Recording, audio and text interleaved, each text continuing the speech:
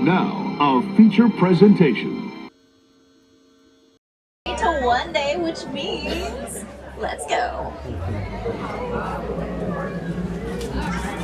My name is Ashton. I'm going to be your safari guide today out here on the Harambe Wildlife Reserve.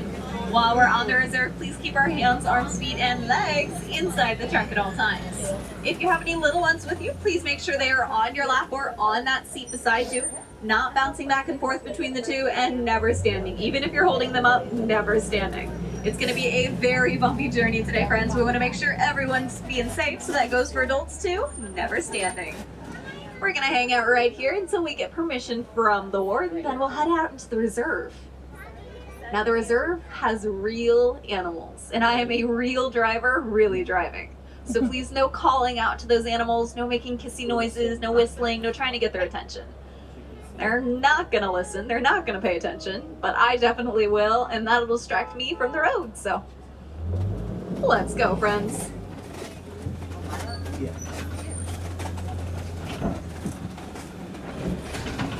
Alrighty, we are starting out in the Little Atiri. Now, the Little Atiri is known for its dark colors, so the animals out here have dark colors or stripes to help them blend in. Like that okapi over to our right. The okapi is known for its stripes on the rear that kind of make it look like a zebra, but it's actually the closest living relative of the giraffe. We know that because of its head shape and its long prehensile tongue, which it can use to lick its own eyeball. Just making sure you're paying attention. It really can lick its own eyeball, but it also uses that tongue to grab branches, bring leaves closer to its mouth. Now, animals out here in the forest, they have amazing camouflage. This camouflage allows them to blend in and protect themselves from their predators. That does sometimes make them a little bit hard to find, though. So if you see something I don't see, let me know.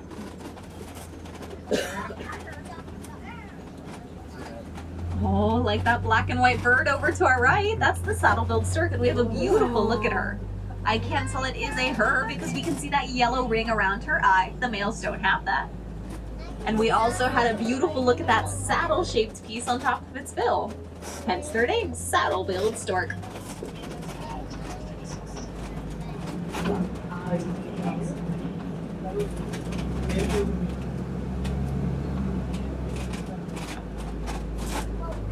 Oh, we have some antelope laying over to our left. On top of the hill, the big orange ones, those are bongo. But down below, those gray ones are greater kudu. Greater kudu are the second largest species of antelope. They can jump almost 8 feet high. Now those bongo, those are known as the ghost of the forest. They're so good at blending in that if they don't want to be seen, we wouldn't have seen them at all. But all of those animals have something in common.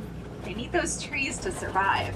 So let's make sure we're reusing and recycling our paper so they have their home for years to come. We are in a watery region now.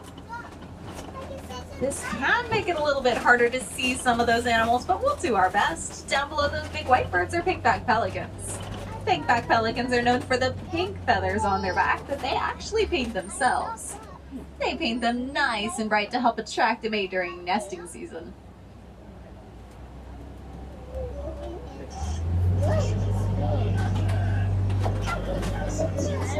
Now on our left-hand side, we're keeping our eyes peeled for any shadows down in the water. If you see a shadow moving about, you're probably looking at a Nile hippo.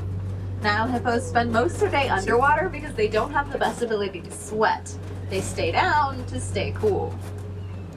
Now there is a bunch of shadows kind of making their way through that water. You never know what's going to be a hippo and what's not. You might also notice that water looks really dirty. It is. Hippos are a very, very messy animal.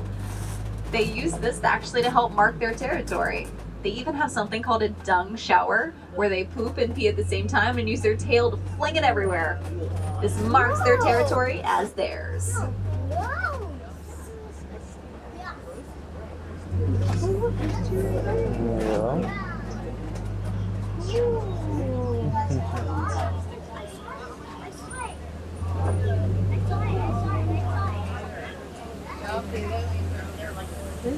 Now I do see some really dark shadows in the back. That's probably the hippos back there, but we can't really see them. But everyone should be able to see the Nile crocodile. So the alligator. There must be an animal in the road up ahead. We're gonna hang out here for a moment. Nile crocodiles are known for their massive bite force, easily capable of chomping a bone in two. What you may not know is they're excellent mothers.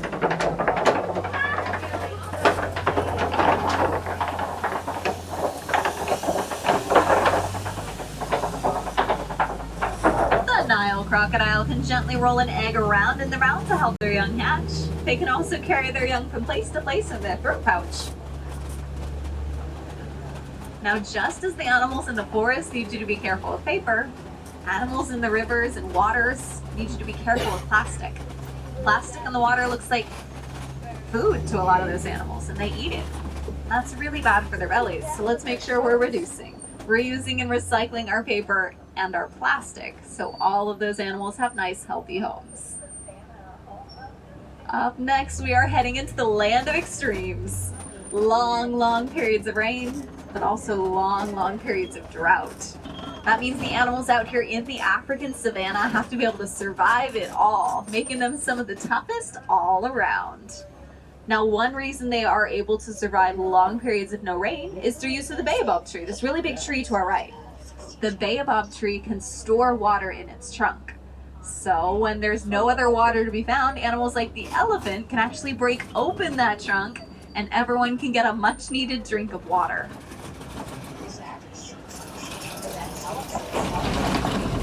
That's why the baobab tree is known as the tree of life, and the tree of life in Disney's Animal Kingdom is a baobab tree. We're gonna slowly make our way on down and see what animals we can find out across the savannah.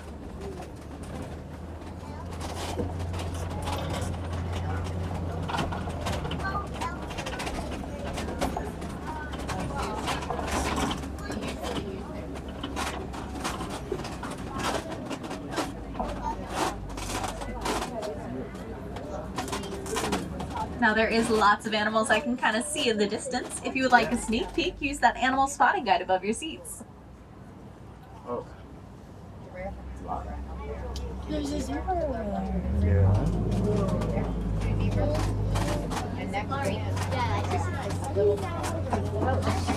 Yeah.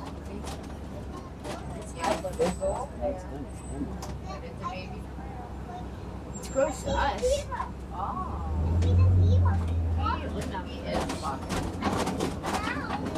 We're going awful slow right now. I have a suspicion that a little bit before we got to this area, there was probably a giraffe standing in the road. There is giraffe up ahead, and they do like to stand in the road. It happens. Animals here at Harambe get there right away. Sometimes they do like to stay where they shouldn't. Happens.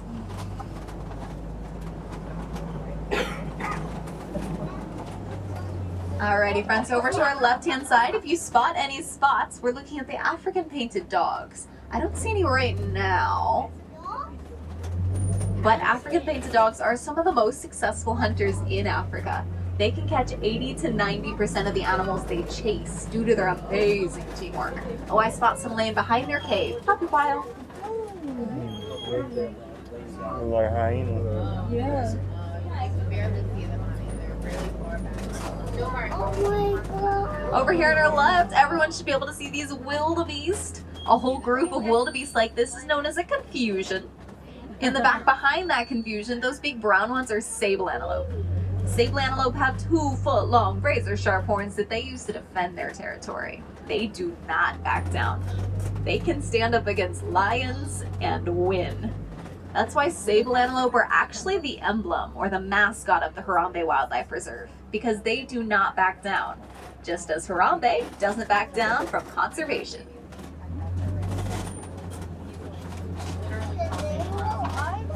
Oh, I think we have a giraffe walking towards us up ahead.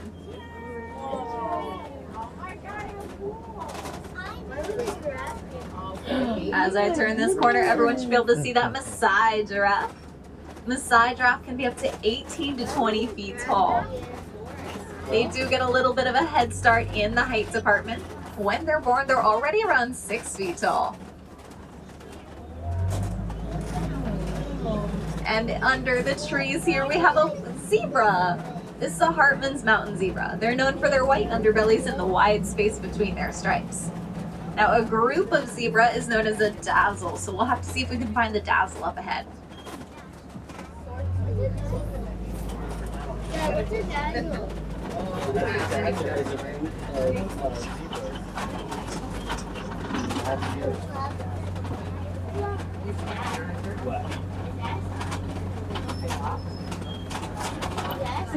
We do have another zebra over to our right.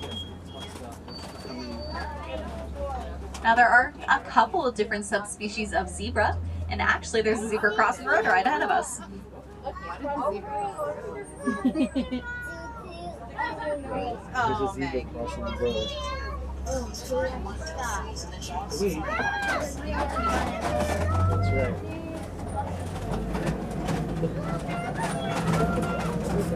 Oh, we got to hear it snort.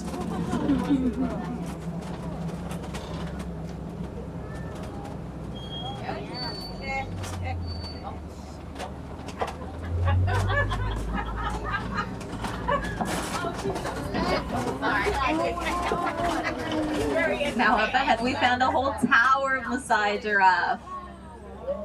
Those Maasai giraffe do live in groups, and they spend most of their day walking around trying to find food. Maasai giraffe eat for up to 22 hours of the day. Oh, we're seeing a really cool sight over on the right, a giraffe bending down to reach the ground. They can't reach all the way to the ground just with that neck of theirs, so they have to split those front legs.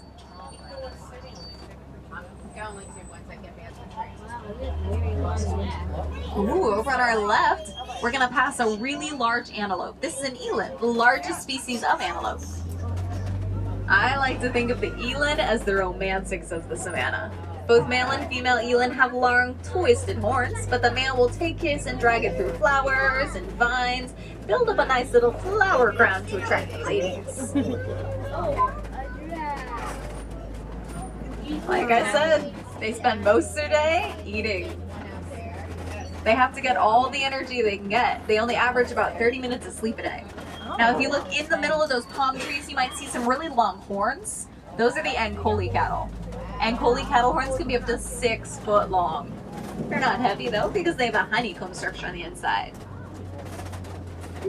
Now up ahead I see lots of fallen logs and water. That may mean elephant territory. Keep your eyes peeled.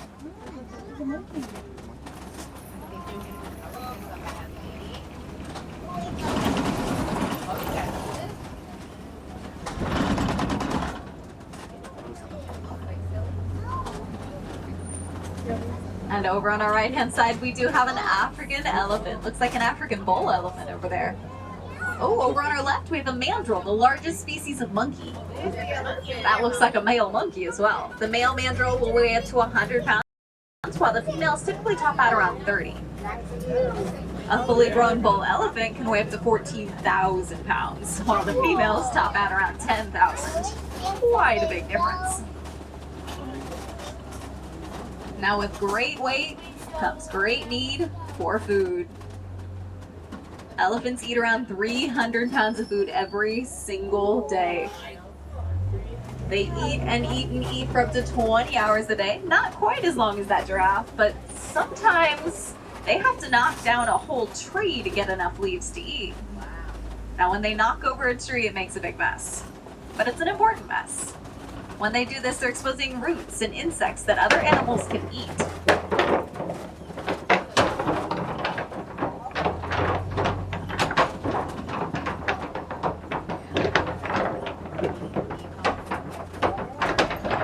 When an elephant does something as simple as go to the bathroom, they're spreading seeds to whole new areas so more plants can start growing. Elephants change the world in a way that lets other animals survive in the world. This is why elephants are a keystone species.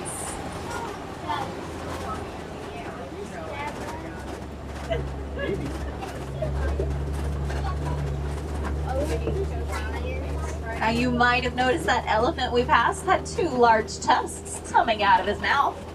Just like you are left or right-handed, elephants are left or right tusked.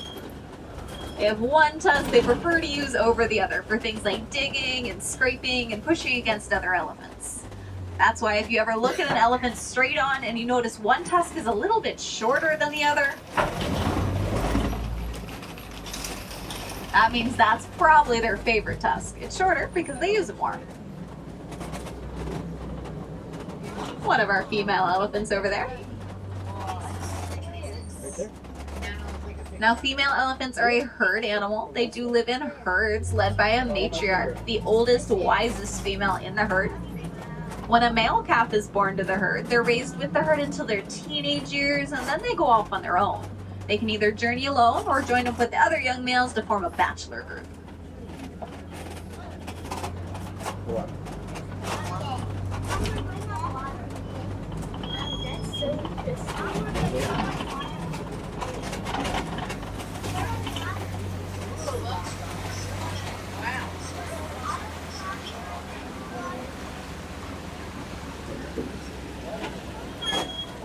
Looks like the rest of the herd might be hiding in those tall grasses over there. Oh, yeah, I see. Yeah, I see one. But up ahead, we have a flamboyance of flamingo. These are going to be the greater flamingo up ahead. The greater flamingo are the tallest of the flamingo species, but the lightest pink in color. There's even some kind of gray ones out there. Those are the youngest flamingo. They take up to 2 years to get their fully pink coloring from the food they eat. Sleeping. Yeah, they're really like pink, honey. Aren't they pretty? Love them, right? Love them. Yeah, you like the champagne. Not the light pink, you like the darker pink.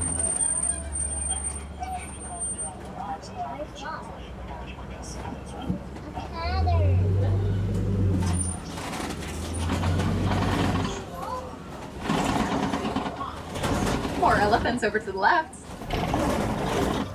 But up ahead, we're entering rhino territory.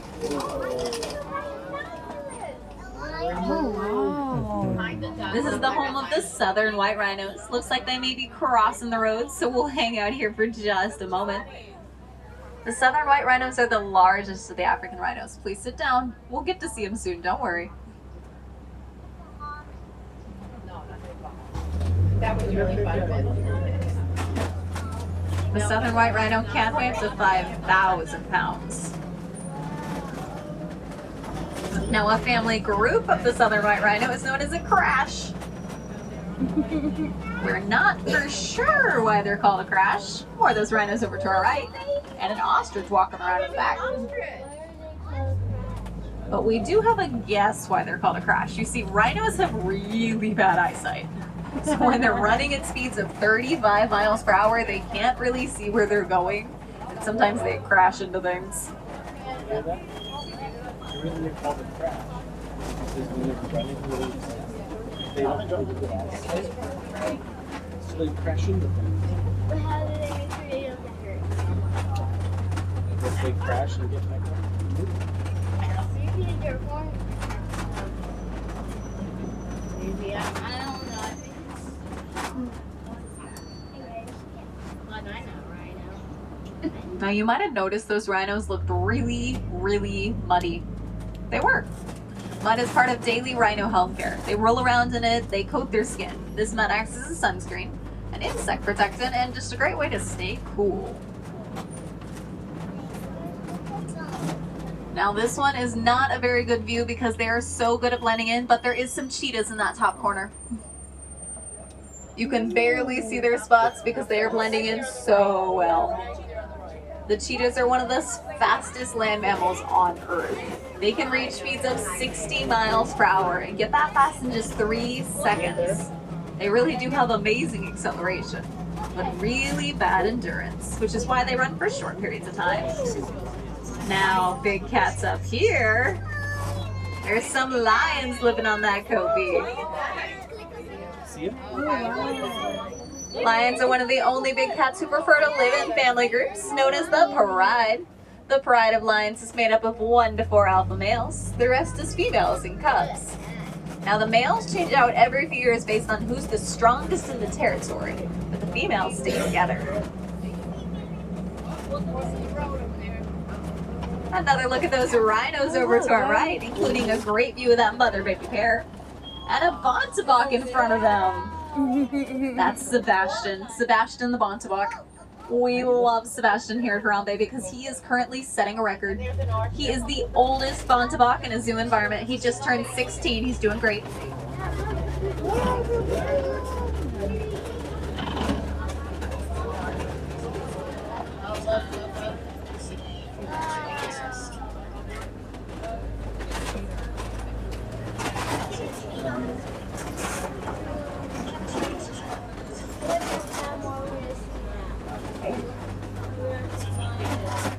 Now up front, underneath those trees, you might see some hairy rocks. Those are warthogs. Warthogs have two sets of tusks. The top set of tusks is used for digging. The bottom set is razor sharp and used for defense.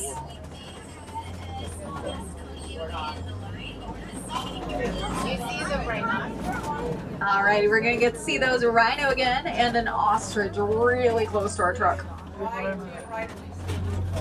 Ostrich can be up to 9 feet tall and run up to 40 miles per hour.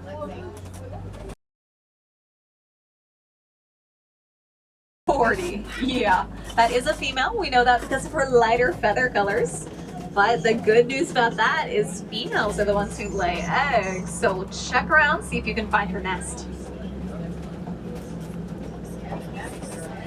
Oh, there it is on our right. Ostrich eggs are huge and strong. A fully grown human can stand on an ostrich egg and it will not crack.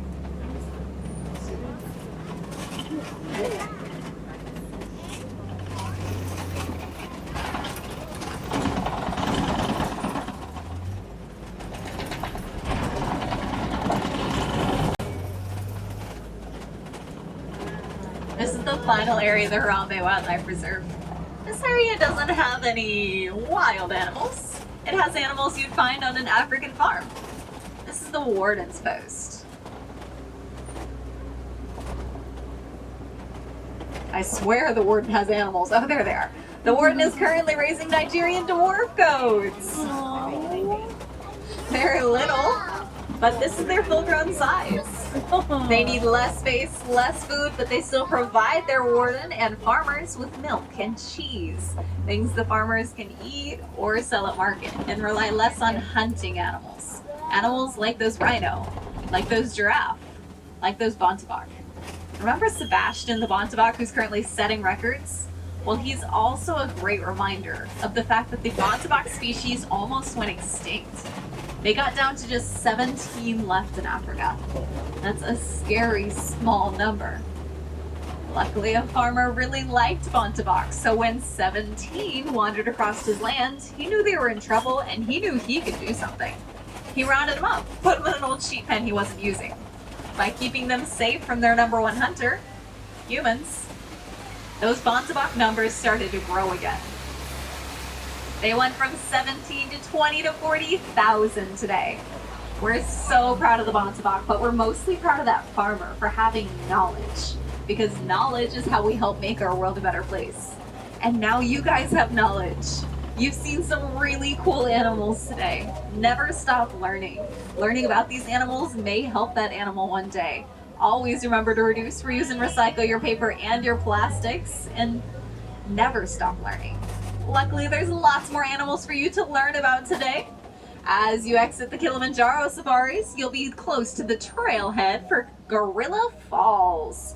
Gorilla Falls does have gorillas, but also naked mole rat colonies, underwater hippo viewing, and lots more. If you're wanting to pet adorable animals, head on over to Rafiki's Planet Watch.